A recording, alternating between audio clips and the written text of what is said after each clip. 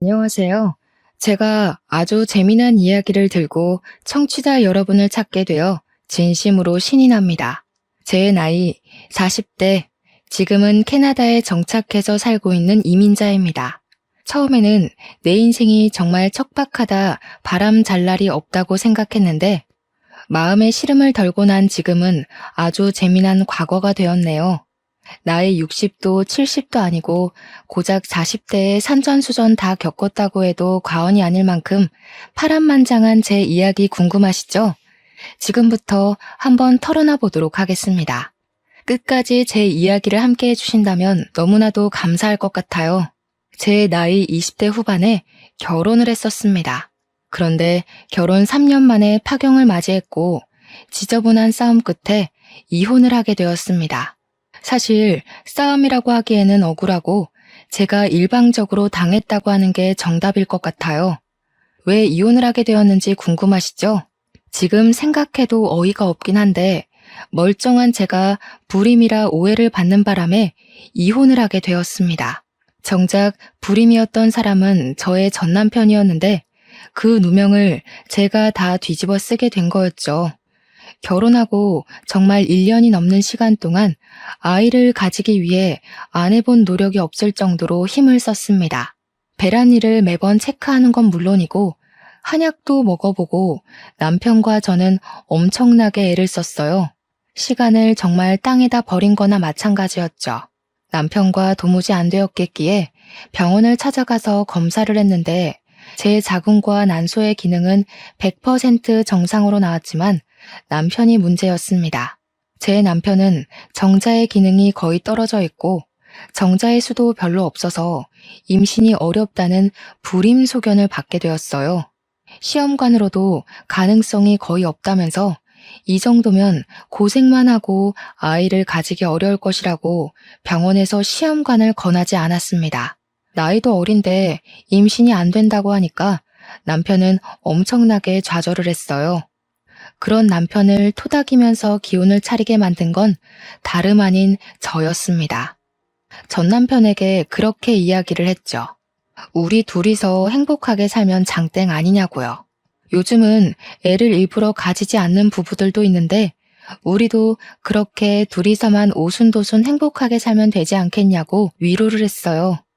다행히도 남편은 제 마음대로 움직여줬고 우리 둘이서만 행복하게 살자고 그렇게 약속을 했습니다. 거기다가 제가 제약회사 직원이었거든요. 그래서 일이 엄청나게 바쁘기도 했었어요.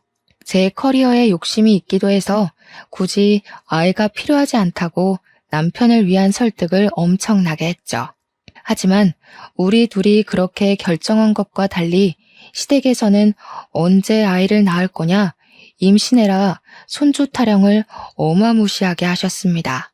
오죽하면 제가 명절을 피하고 싶어서 명절에 특근을 신청할 정도로 시달렸으니 말 다 했죠. 애가 잘생기게 해준다는 한약을 먹는 것은 기본이고 영양제도 매번 몇 박스씩 보내주셔서 집에 둘 자리가 없을 정도였습니다. 점집에도 다녀와 보고 아이가 생긴다는 암자에 가서 기도도 드려보고 정말 별짓을 다 해야 했어요. 남편의 자존심이 상할까봐 차마 시무한테 댁 아드님이 불임이라서 아이를 못 가지는 겁니다. 라고 말을 할 수도 없었습니다. 하루는 제주도에 여행을 가자고 하셔서 마지못해 따라갔더니 가서 도라르방 코를 만지면 아들을 낳는다고 했다고 차를 타고 지나갈 때 도라르방이 보이면 세워서 코를 만지게 하셨어요. 그 현무암에 제 손이 다 까지는 줄 알았다니까요. 처음에는 저에게 미안하다고 손이 발이 될 정도로 빌던 남편이 제가 아무 소리 안 하고 넘어가는 날이 많아지자 슬슬 제 편도 들어주지 않더라고요. 막말로 지한테 문제가 있어서 아이를 못 가지는 건데 입을 싹 닫으니까 제가 얼마나 짜증이 났겠습니까? 하루 이틀이면 몰라도 하루가 채 가기도 전에 몇 번이고 보채는데 진짜 미치겠더라고요. 그렇게 3년이란 세월을 보내고 나니까 시모가 제 탓을 엄청나게 하더라고요. 저한테 대놓고 불임이냐? 네 애 못 가지냐? 자궁이 약하냐? 하면서 살살 쪼아대기 시작하는데 몇 번이고 울컥했는지 몰라요. 제가 문제가 아니라 댁 아드님한테 문제가 있다고요. 하고 싶은데 그때마다 제 눈치를 살살 살피면서 제가 말을 할 수 없도록 남편이 이야기를 돌리곤 했죠. 그러다가 시모가 제대로 선을 넘어버린 겁니다. 처녀 쪽에 얼마나 놀았으면 애도 못 가지냐고요. 제가 그 말을 듣고 더 이상 참았다가는 바보 되겠다 싶어서 남편한테 소리를 꽥 질렀습니다. 야, 네가 뭐라고 말 좀 해봐. 하니까 시모가 거품을 물더라고요. 어떻게 지아비한테 너너 할 수 있냐고요. 그 와중에 우리 남편은 시모한테 뭐라고 한 줄 아세요?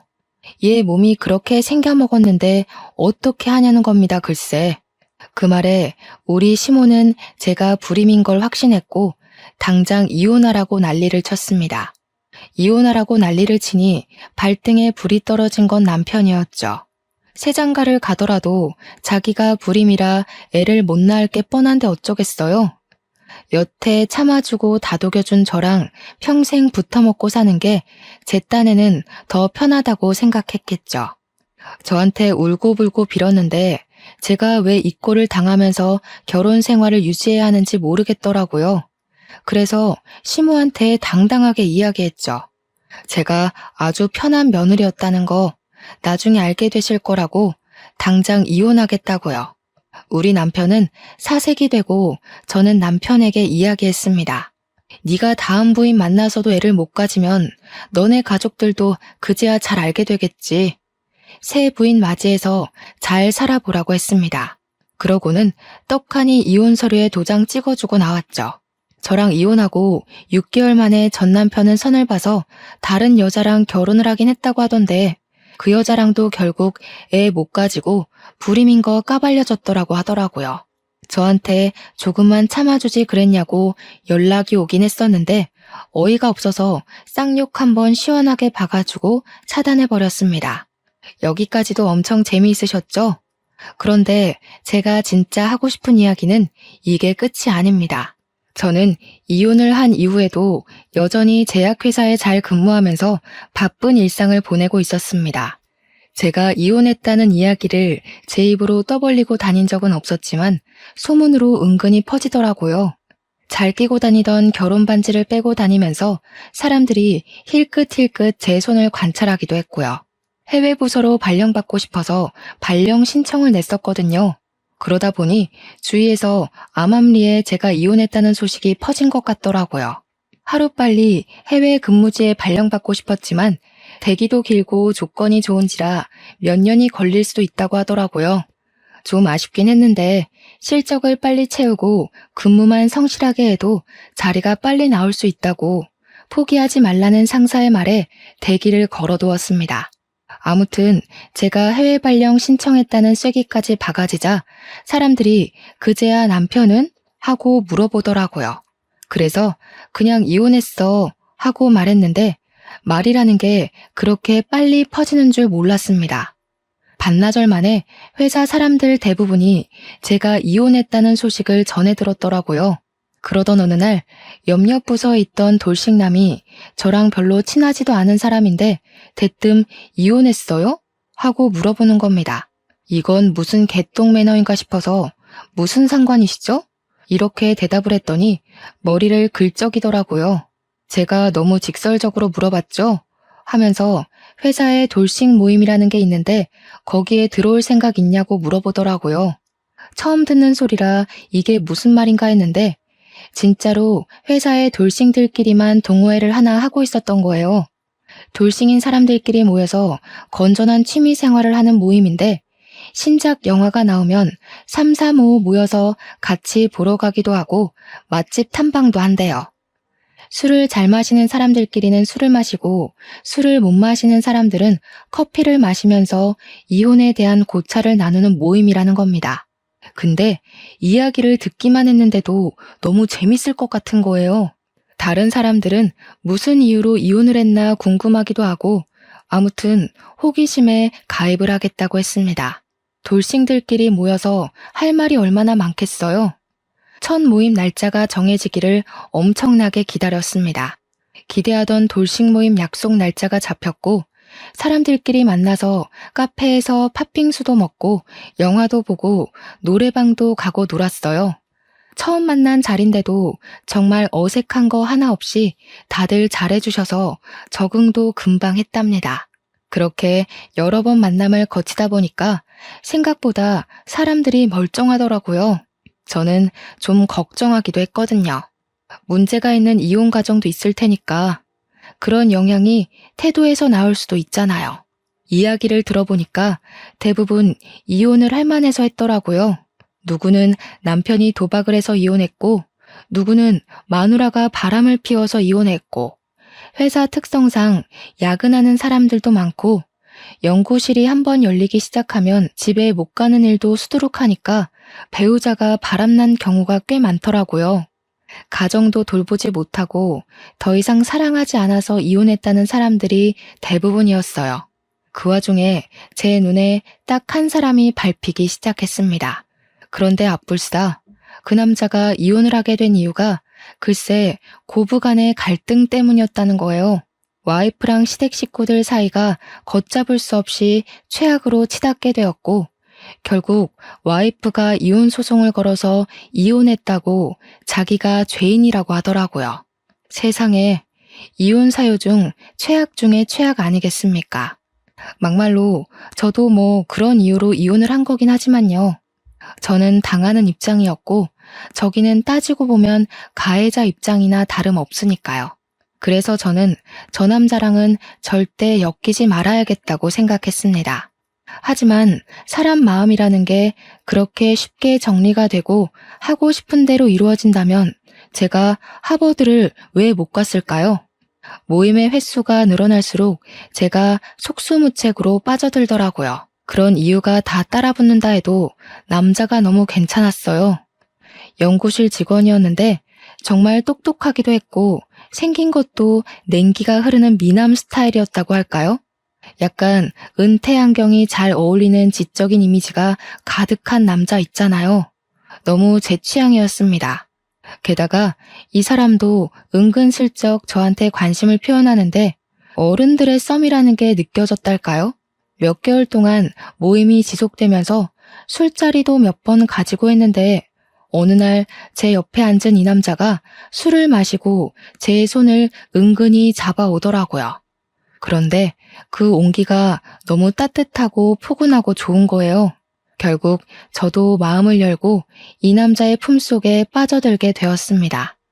그러면서도 마음 한구석에 고부간의 갈등이라는 단어가 콕 박혀서 빠질 생각을 하지 않았어요. 그래서 솔직하게 돌파를 하기로 마음먹었고 대놓고 이야기를 했습니다. 고부간의 갈등을 이길 자신이 없다고요. 첫 번째 결혼 또한 시어머니의 잔소리에 이혼을 하게 되었고 나는 2번이나 그 지옥을 겪고 싶지 않다고 했습니다. 그러자 저한테 그러더라고요. 자기도 절대 그런 이유로 2번 다신 이혼하고 싶지 않다고요. 자기가 든든한 벽이 되어주고 무조건적인 편이 되어줄 테니 믿어달라고 하면서 결혼을 하자고 했습니다. 제 나이 34살에 저는 바보 같게도 그 남자를 믿고 2번째 결혼을 결심하게 되었죠. 서로 결혼 이야기까지 나온 마당에 말도 안 되는 일이 발생하고 말았습니다. 바로 제가 신청했던 해외 발령이 떡하니 자리가 났다고 연락이 오게 된 것이었습니다. 이걸 같이 가자고 할 수도 없고 기러기 부부를 하자고 할 수도 없는 상황이 되어버린 것이죠. 게다가 예비 신랑은 제약회사의 꽃이라는 연구실에서 재직하는 연구원이었기에 회사의 중요한 재원이었거든요. 근데 예비 신랑도 저에게 수심이 가득한 얼굴로 할 말이 있다고 시간을 좀 내달라고 하더라고요. 오늘이 날이라는 생각이 들어서 이별을 이야기할 생각으로 퇴근 후에 회사에서 조금 떨어진 카페에 나란히 앉아 이야기를 하게 되었습니다. 먼저 이야기를 하겠다고 하더니 저에게 일을 그만둘 생각이 있냐고 물어보더라고요. 저도 제 커리어를 정말 중요하게 생각하고 있었던 터라 그래서 해외 발령을 포기할 수 없었던 거기도 했고요. 그래서 회사를 그만둘 생각은 전혀 없다. 무슨 일이냐 하고 물어보았죠. 그러니까 저한테 사실은 자기가 해외 발령이 났다면서 6개월 뒤에는 캐나다에 가야 한다고 하는 겁니다. 너무 좋은 기회이기도 하고 해외 연구실에서 직접 배울 수 있는 기회라서 절대 포기하고 싶지가 않대요. 근데 저의 발령지도 캐나다였거든요. 예비 신랑에게 이야기를 했어요. 나도 캐나다에 가야 하는데? 오늘 그 이야기 하려고 했어. 하고요. 그러니까 예비 신랑 얼굴이 눈에 띄게 밝아지는 겁니다. 캐나다에 외국 제약회사와 같이 쓰는 협동 연구실이 있거든요. 그 연구실 옆 건물이 우리 캐나다 지사고요. 같이 가면 되는 거 아니냐고, 이게 바로 하늘이 내려준 운명인 것 같다면서 6개월 안에 결혼식을 올리고 캐나다에 가자고 하더라고요. 이별을 생각하고 만나는데 결혼의 급물살을 타게 된 거죠. 그런데 결혼 이야기를 구체적으로 나누고 각자의 집에 이야기를 하기로 했는데 고부간의 갈등이 자꾸 생각나더라고요.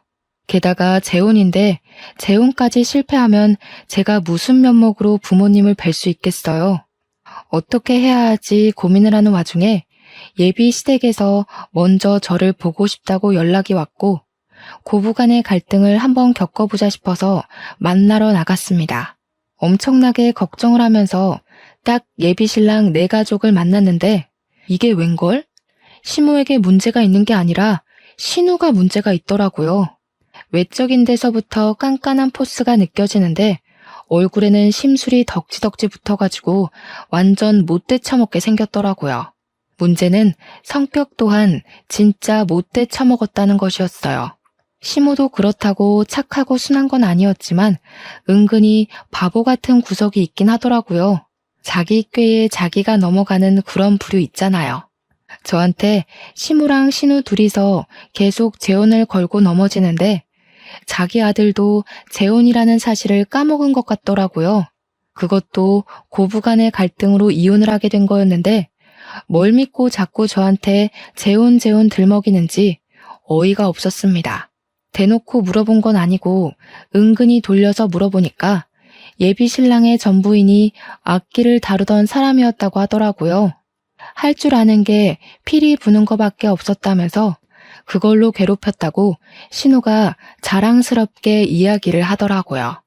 전부인네 집이 꽤 부잣집이었다는데 살림 하나하나 트집 잡으면서 괴롭히니까 못 버티고 이혼하자고 한 거죠. 그것도 결혼한 지 6개월 만에 이혼을 했대요.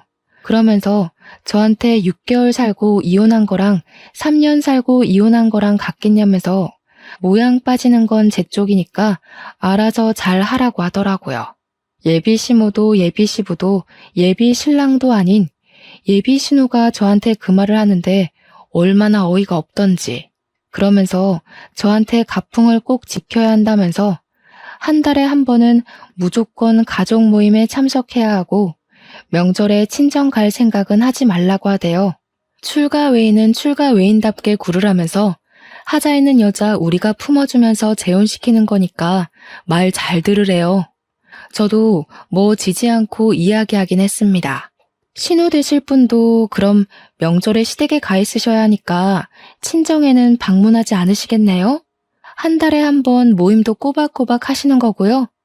제가 알아서 챙길 테니까 출가 외인이면 출가 외인답게 구셔야죠.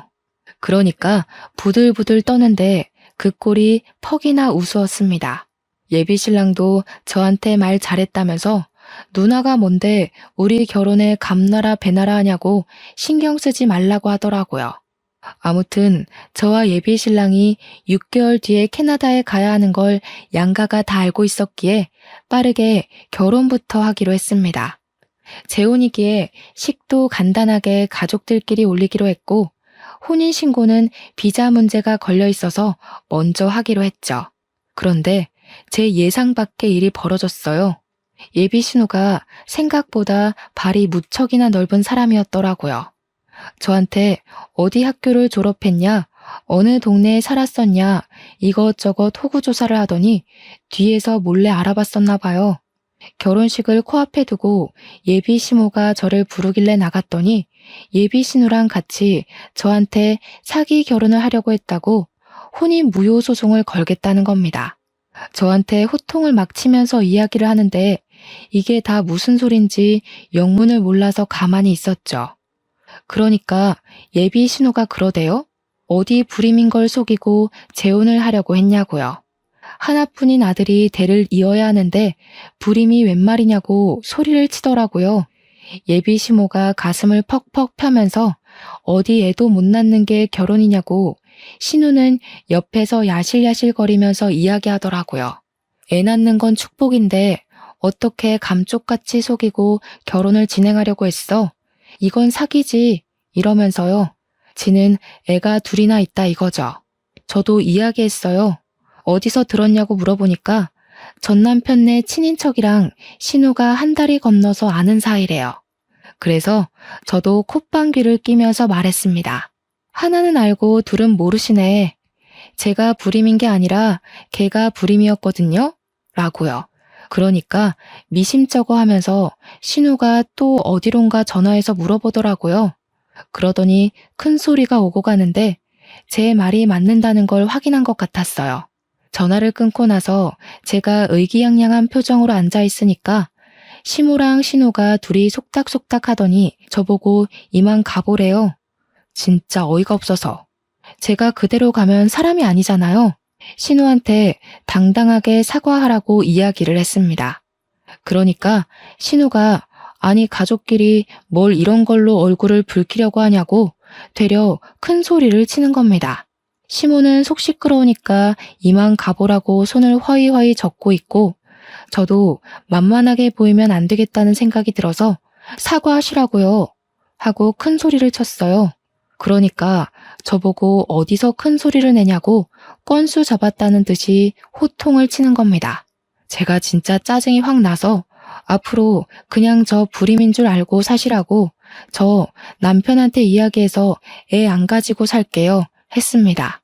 그러니까 둘 다 화들짝 놀라서는 아니 무슨 말을 그렇게 하냐고 사과하면 되잖아 할게 하더니 시모가 신우 보고 사과하라고 시키더라고요.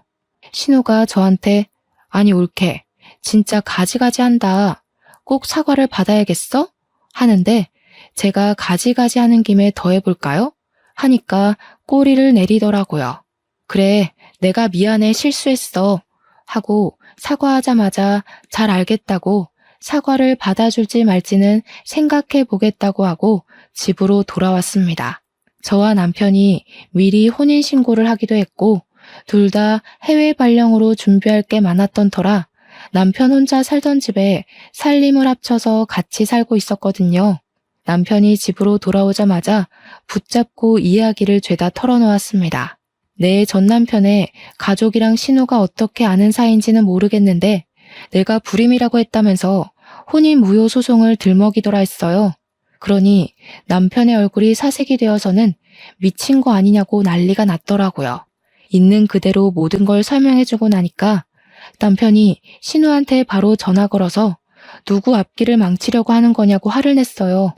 입 한 번만 더 놀렸다가는 주둥이를 확 꿰매버릴 거라고 앞으로는 조심하라고 난리를 치더라고요. 다음날 신우가 나한테 연락 와서는 일을 왜 크게 만드냐고 핀잔을 주더라고요. 자기가 사과한 걸로 끝냈으면 됐지 굳이 가족 간의 분란을 만들 필요가 있었냐고 자기 할 말만 하더라고요. 그래서 저는 그냥 살포시 무시해버렸습니다.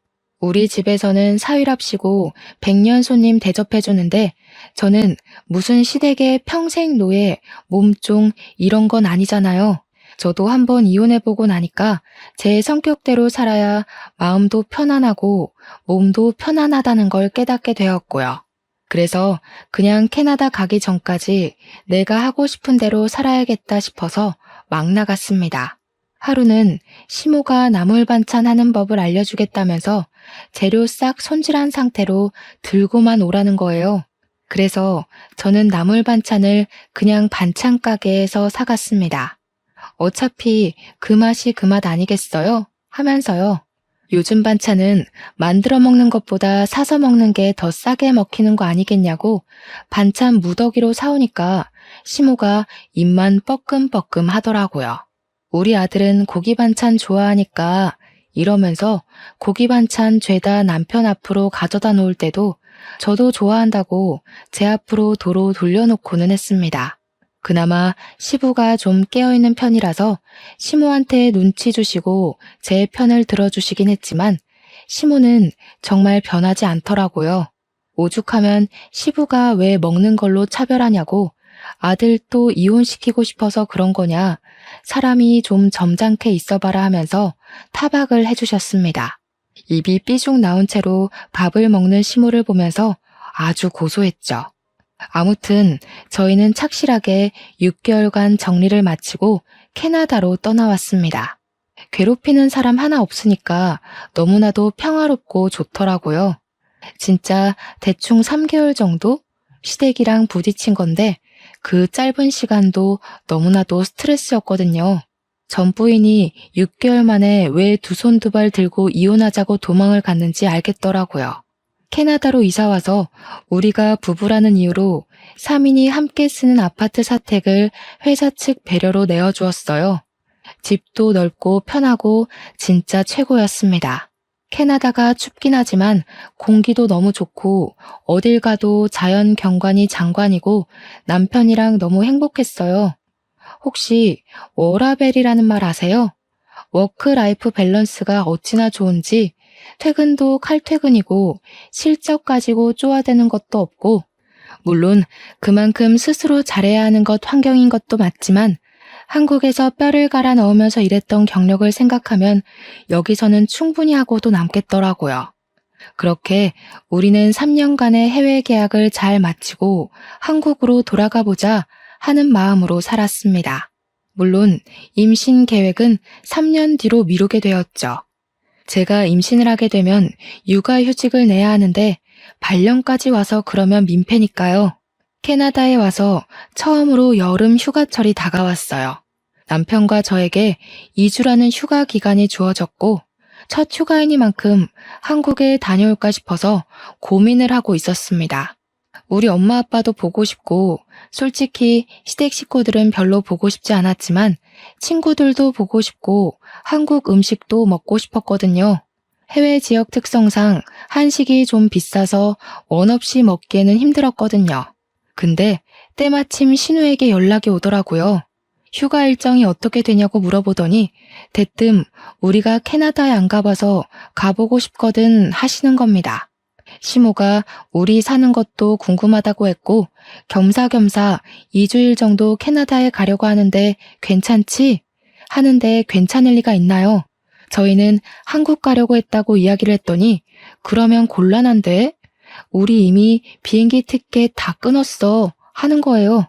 아니, 일정 조율을 미리 하자는 것도 아니고 이미 비행기 티켓 끊었다고 통보하는 건 어디서 배워먹은 버릇인지. 신우는 한술 더 떠서 날짜를 말해주더니 이날 가니까 일정 비워놓으라고 하더라고요. 옆에서 남편은 이러지도 못하고 저러지도 못하고 발만 동동 구르는데 뭐 어쩌겠습니까? 이미 비행기 티켓까지 다 끊어놨다고 하는데 겨울 휴가 때 한국에 들어가자고 꼭꼭 약속을 했죠. 그런데 이 미친 신우가 캐나다에 왔는데 글쎄 아이들 둘에다가 시모까지 넷이서만 덜렁 온 거예요. 그러더니 숙소도 일부러 안 구했다면서 너네 아파트에서 지내면 되겠지? 안내해 하더라고요. 이게 웬 날벼락인가 싶고 진짜 미쳐버리는 줄 알았습니다. 2주일이라는 긴긴 시간 동안 제가 뭐 했는지 상상이 가시나요? 삼시세끼 신우 시모의 애들 둘 밥 가져다 챙겨야만 했습니다. 남편은 관광지를 돌아다니느라 하루 종일 운전만 했고요. 무려 2주일이나 얻은 휴가인데 남편과 둘이 보낼 시간이 단 1시간도 없었다면 믿어지십니까? 진짜 휴가 날짜 꽉 채워서 왔더라고요. 여기가 밴쿠버인데 토리노에 가고 싶다고 하지를 않나. 로키 산맥을 꼭 보고 가야겠으니 운전을 하라고 하질 않나. 여기서 20시간을 운전해야 갈 수 있거든요. 어디서 유명하다는 관광지는 죄다 알아오긴 했는데 우리 집에서의 거리는 전혀 생각하지 않은 관광지들이었습니다. 남편이랑 저랑 거절하는 것도 하루 이틀이지 정말 2주일 내내 지옥 같은 시간을 맛봐야 했어요. 그것뿐이면 제가 말을 하지도 않죠. 신우랑 시모는 쇼핑하러 가야 한다고 남편 끌고 나가서 운전기사 시키고 저는 애들을 돌보라는 겁니다. 이참에 조카들한테 영어도 가르쳐주고 하라는데 조카들이 초등학교 1학년, 3학년이었거든요. 애들이 제 말을 듣겠습니까? 정확하게 신우의 주니어였어요. 한마디로 개망나니 같은 녀석들이었다 이거죠. 신우랑 시모랑 남편이 나가고 애들 둘이랑 저랑 셋이 남았는데 저한테 딱 그러더라고요. 외숙모, 나한테 잘해야 할걸요? 저한테 잘 안 하면 할머니가 잔소리할 거니까. 우리 엄마도 워낙 극성 맞잖아요. 이러는데 진짜 맘 같아서는 이마에 딱밤이라도 때리고 싶은 심정이었습니다. 도대체 초등학교 3학년이 뭐 저리 발랑 까졌는지 답도 없더라고요. 그러더니 저한테 떡볶이가 먹고 싶으니까 당장 떡볶이를 만들어 오라는 거예요. 여기가 무슨 슈퍼에서 떡을 파는 것도 아니고 떡을 어디서 구해온다는 말입니까? 둘째 조카는 외숙모 저랑 말타기 놀이에요. 빨리 엎드려요. 이러고 있고 진짜 죄 없는 남편 멱살 잡을 뻔했습니다. 우리 친정 부모님도 사위 불편할까봐 캐나다 놀러 오겠다는 소리 한 번 없으신데 해도 너무하잖아요. 아무튼 쇼핑 나간 셋이서 저녁까지 먹고 들어오겠다고 하면서 저보고 애들 밥 좀 잘 챙겨주라고 신우가 신신당부를 하대요. 짜증나서 라면 끓여 먹었습니다. 그랬더니 집으로 돌아와서는 외숙모식이나 돼서 스테이크 구워줄 생각은 안 하고 라면이나 먹인다고 지랄지랄을 하더라고요. 제가 너무너무 빡이 치잖아요. 집에서 노는 사람도 아니고 나도 일하는 사람이다. 겨우 받은 여름 휴가인데 누구 뒤치다꺼리를 하는 거냐고 했죠. 신우한테도 대놓고 이야기를 했어요. 여기 와서 쇼핑하는 데만 돈 썼냐고요. 애들 데리고 나가서 스테이크를 사 먹이라고 했죠. 우리도 좀 사주고 하라고 여기 와서 숙소 제공하고 관광지도 다 모시고 다녔는데 수고비는커녕 기름값이라도 준 적 있냐고요. 그랬더니 시모가 가족끼리 뭘 그리 계산적으로 나오냐고 애들이 라면 먹으면 몸에 안 좋으니까 하는 소리지 하는 거예요. 그래서 저도 몸보신하고 싶으니까 몸에 좋은 것 좀 사오시라고 했죠. 그렇게 열이 뻗치는 2주일을 보내고 남편이 신우랑 시모한테 신신당부를 하더라고요. 다음 휴가 때부터는 우리가 한국에 나갈 예정이니까 절대로 캐나다 올 생각하지 말라고요.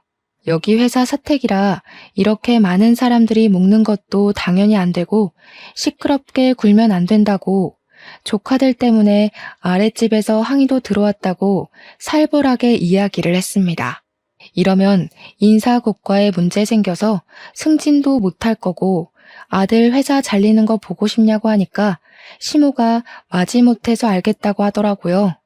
신우는 세상 빡빡하게 군다고 대기업 너만 다니냐고 구시렁거리는데 신우네는 대기업 다니는 사람 없거든요. 겨울 휴가 때는 일정을 미리 공유하지 않기도 했고 남편이 했던 말이 있어서 그런지 캐나다에 오겠다는 소리가 없더라고요. 그래서 준비했던 대로 한국에 나가서 국내 여행을 쭉 돌았습니다. 시댁에는 딱 하루만 갔고 남편이랑 둘이 제주도도 다녀오고 친정에서도 며칠 쉬고 친구들도 만나고 했어요. 시모만 우리 아들 한국 왔는데 왜 이렇게 얼굴 보기가 힘드냐고 우는 소리를 했는데 남편이 쉬러 온 거니까 집에 안 갈 거라고 못을 박더라고요. 그래도 마음에 걸리긴 했는지 혼자 시댁에 하루 갔다 오더니 저한테 안 따라가길 잘했다고 하대요. 시모가 며느리 일 시키려고 잔뜩 준비를 해놨더래요.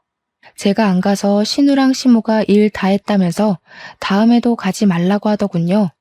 겨울을 한국에서 잘 보내고 다시 캐나다로 들어와 회사 일에 치여 엄청 바쁘게 지냈습니다. 그렇게 또 여름 휴가가 왔는데 남편이 이번에는 미국으로 가서 휴가를 보내고 오자고 하더라고요. 그런데 아니나 다를까 신우한테서 연락이 오더라고요. 이번 여름 휴가는 언제냐고요. 저희 미국 갈 거예요 하고 이야기하니까 그러면 곤란한데 이러더니 우리 애들 좀 보내려고 했다고 캐나다에서 영어 배우면 좋잖아. 아니면 미국으로 보낼까? 데리고 좀 갔다 와 하는 겁니다. 한 달 정도 보낼 테니까 케어 좀 부탁한다고 하는데 남편이 전화를 빼앗아 말했어요. 우리 휴가 2주일밖에 안 되고 미국 갈 건데 무슨 한 달 동안 보내겠다는 미친 소리를 하고 있냐고 했죠. 그러니까 신우가 뻔뻔하게 우리 애들 다 커서 밥만 잘 챙겨주면 되니까 미국은 다음에 가라는 거예요. 남편이 보내기만 해보라고 공항에서 국제 미아되는 꼴 보고 싶으면 그렇게 하라고 했더니 신우가 가족끼리 너무하다고 난리더라고요. 그렇게 여름 휴가는 남편과 저와 둘이서 미국 여행을 잘하고 돌아왔습니다. 캐나다도 좋은데 미국도 진짜 좋더라고요. 그 다음 휴가 때 진짜 진상 신우의 제대로 된 모습을 볼 수 있었습니다. 이번에는 신우도 작정을 했는지 갑자기 연락이 와서는 우리 애들 내일 캐나다 들어가니까 공항에서 픽업 좀 하라는 거예요. 제가 놀래서 애들끼리 온다고요? 했더니 다 컸으니까 상관없다고 밥 잘 챙겨주고 숙제 좀 도와주고 영어 공부도 시켜줘 하고는 끊더라고요. 남편이 열받아서 계속 전화를 걸었는데 그 뒤로는 아예 남편 전화도 제 전화도 수신 거부를 했는지 받질 않았습니다.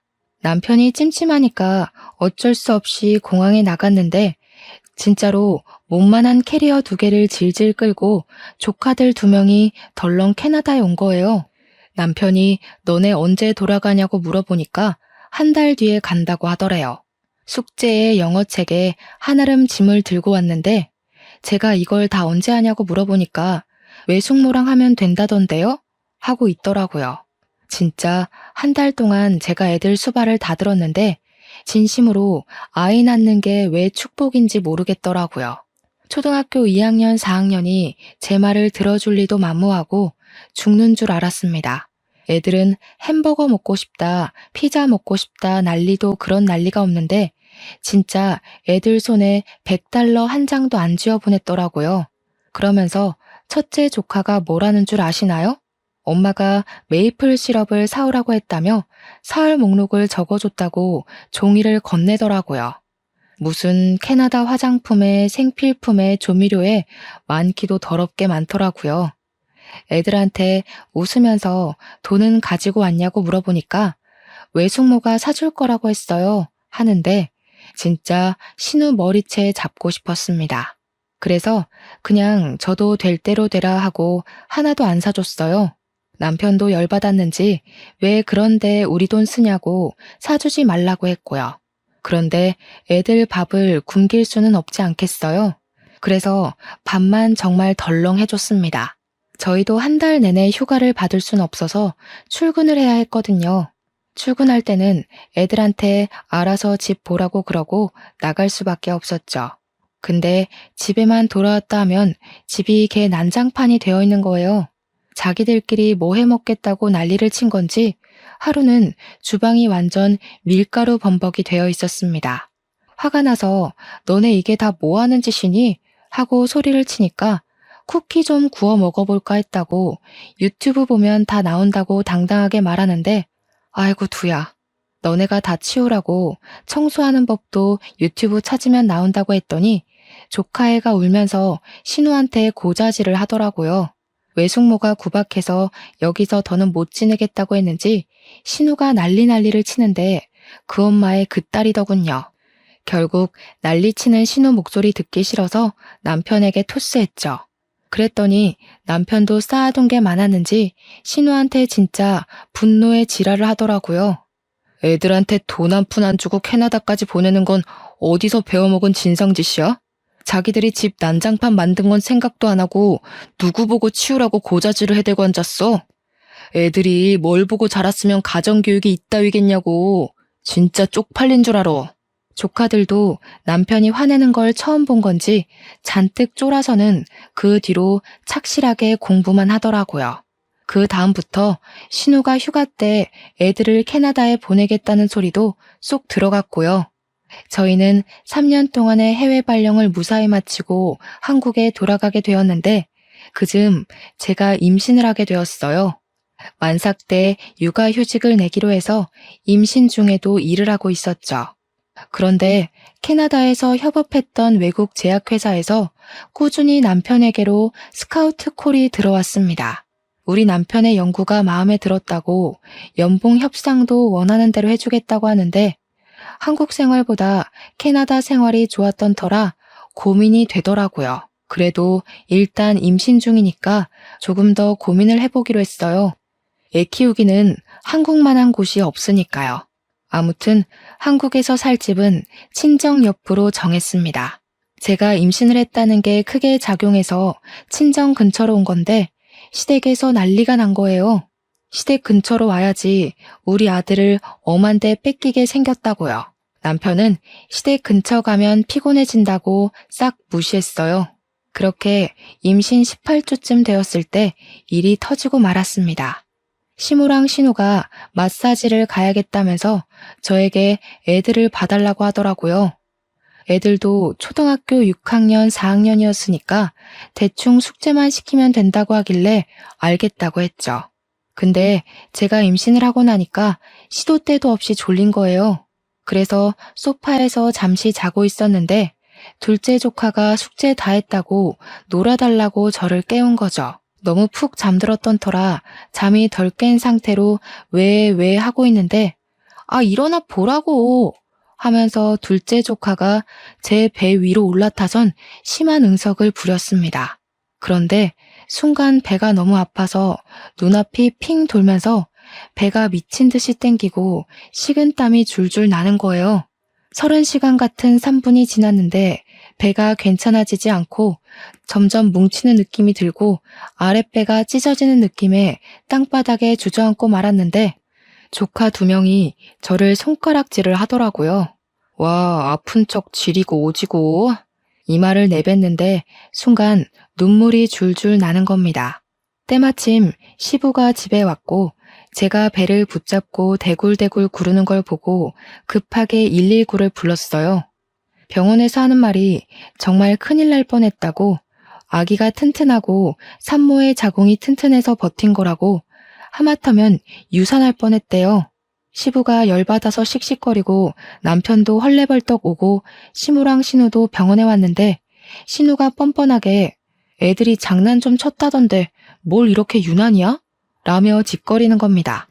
남편이 열받아서 씩씩대는데 옆에 서 있던 시부가 신우 따귀를 확 날려버렸습니다. 너 때문에 귀한 손주 잃을 뻔했는데 어디서 뻔뻔하게 그딴 소리를 짓거려? 뺨 맞은 신우랑 시모랑 둘 다 얼어붙어 있었죠. 엄마고 누나고 꼴도 보기 싫어. 당신네들 꼬락서니 보기 싫어서 우리 이민 갈 거야. 찾아올 생각도 하지 말고 연락도 하지 마. 진즉에 내가 첫 번째 이혼을 했을 때 인연을 끊었어야 했어. 그 말에 시모가 사색이 돼서 아들아 하는데 시부가 당신은 아들이라 부를 자격도 없다고 고래고래 화를 냈어요. 우리 친정 부모님도 소식 듣고 오셔서는 열받아서 시모한테 한 소리 하시더라고요. 도대체 가정교육을 어떻게 시켰길래 줄줄이 집안 망신을 이리도 시키십니까? 2번 다신 우리 딸한테 연락도 하지 마세요. 내가 우리 사위 봐서 참는 겁니다.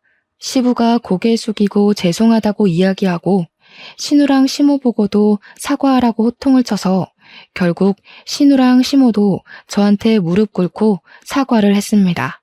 아마 우리 부모님이나 시부 아니었으면 사과도 안 하고 뻔뻔하게 굴었겠죠. 물론 저도 그 사과를 받아주진 않았습니다. 결국 안정이 필요하다는 말에 저는 육아휴직을 일찍 쓰려고 했고 남편은 진지하게 이민을 가자고 했습니다. 남편이 연봉이 오를 테니 생활비 걱정은 안 해도 될 것 같다며 캐나다에서 재취업 준비를 하는 게 어떻겠냐고 했어요. 결국 저희는 이민을 결정했고 시부에게만 이야기를 했습니다. 빠르게 한국 생활을 정리하고 남편은 스카우트 제의가 왔던 외국 제약회사에 취직을 했고 저는 출산을 무사히 마쳤답니다. 친정엄마가 캐나다로 오셔서 3개월 동안 몸조리 해주시고 돌아가셨고요. 아이도 꽤 컸고 저는 재취업 준비를 해서 좋은 회사에 취직도 하게 되었습니다. 시모랑 신우는 어떻게 되었냐고요? 그 뒤로 저한테는 물론이고 남편한테까지도 연락을 못하게 되었죠. 남편이 모조리 다 차단했거든요. 근근히 시부를 통해서만 안부를 전하며 살고 있는 중입니다. 여러분도 참고만 살지 마시고 꼭 하고 싶은 말은 다 뱉으면서 삽시다. 제 이야기를 들어주셔서 감사합니다.